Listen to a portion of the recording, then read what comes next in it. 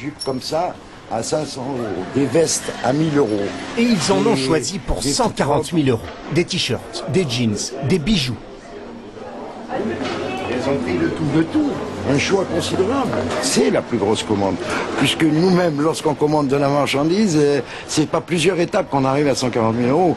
La princesse ne se déplace jamais elle-même. Ce sont ses enfants ou son personnel qui font les courses. Comme d'habitude, les paquets doivent être déposés à son hôtel. Cette fois-ci, il y en a 70. Mais lorsque l'assistante veut payer avec sa carte bancaire... Le ticket est sorti, comme quoi que... abandon. Ah. Depuis, ce commerçant attend. Il est habitué aux grosses fortunes et à leurs caprices, mais cette fois-ci, il a décidé de porter plainte.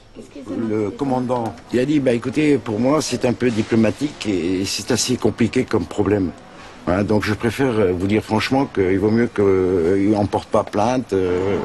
Les dettes de la princesse saoudienne s'élèveraient à 15 millions d'euros à Paris, dont une dizaine pour ce seul palace. 600 000 € pour une bijouterie de la place Vendôme et d'autres dizaines de milliers d'euros dans une trentaine de boutiques.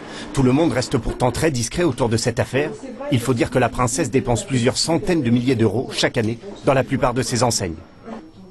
C'est une personnalité connue avec qui on n'a jamais eu de problème. Voilà. Donc c'est vrai que les paiements étaient toujours, disons, 6 mois, 1 an, mais on était habitués, donc c'est pour ça qu'on a toujours fait confiance. Depuis 15 jours, la princesse vit dans ce palace, d'où elle ne risque pas d'être délogée. Il appartient à son neveu.